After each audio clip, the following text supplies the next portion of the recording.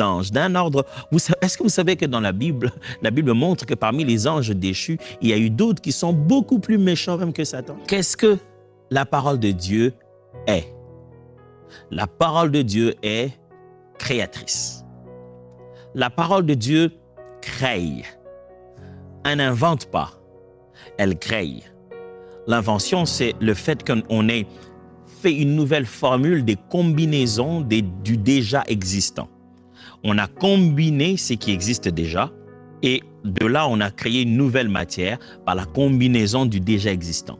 La création, c'est appelé de l'invisible, comme si la chose existait déjà.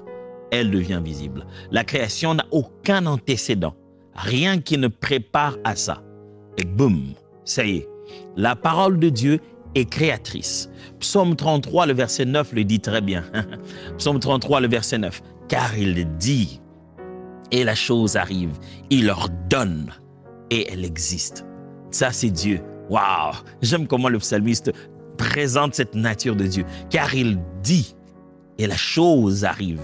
Il ordonne, et elle existe.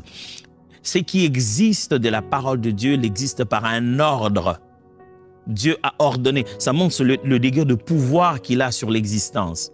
Il dit, boum, ça arrive, il ordonne, pam, ça existe. Waouh, ça c'est un Dieu incroyable. Il n'a même pas eu besoin de transpirer. Il dit, la chose arrive, il ordonne, elle existe. Tu penses vraiment qu'il ne sera pas capable de faire quelque chose dans ta vie? Dieu a une puissance incroyable dans sa parole. Donc la parole de Dieu est créatrice. Regardez encore Jean chapitre 1, versets 1 à 3. Jean 1, 1 à 3. Au commencement était la parole.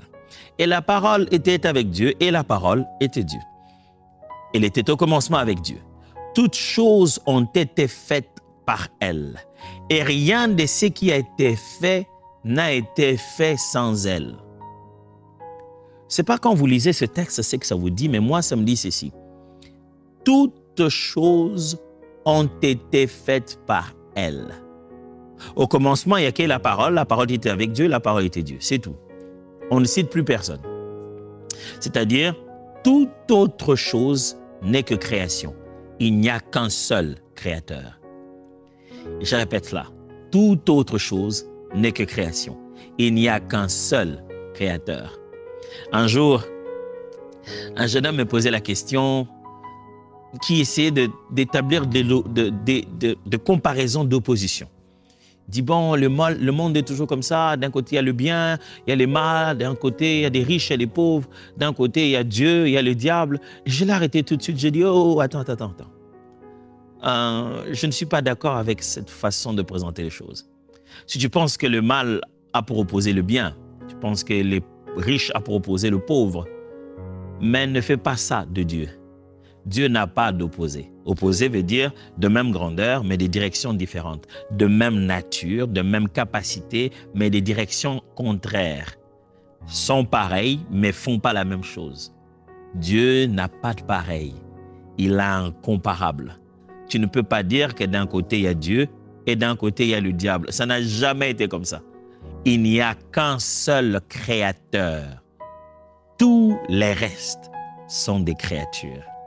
Vous ne pouvez pas opposer le créateur incréé, tout-puissant créateur de l'univers, qui a fait des anges des rangs différents, et le comparer à un ange qui n'est même pas de l'ordre des anges les plus élevés, qui est juste un des anges, d'un ordre. Est-ce que vous savez que dans la Bible montre que parmi les anges déchus, il y a eu d'autres qui sont beaucoup plus méchants même que Satan? Satan a comme caractéristique juste d'être rusé d'abord. Mais des anges de certains degrés de méchanceté, la Bible dit, Dieu a gardé certains pour les laisser agir que dans les derniers jours, parce qu'on ne pouvait pas cohabiter avec un tel degré de méchanceté. Vous ne pouvez donc pas comparer le Créateur à la créature et dire qu'il serait son opposé. Il n'y a qu'un seul Créateur, et c'est la parole. Et les restes ne sont que créatures. La parole de Dieu est créatrice. Deuxièmement, la parole de Dieu est esprit et vie. J'ai gardé ces paroles parce que Jésus lui-même, la parole, a utilisé ces paroles.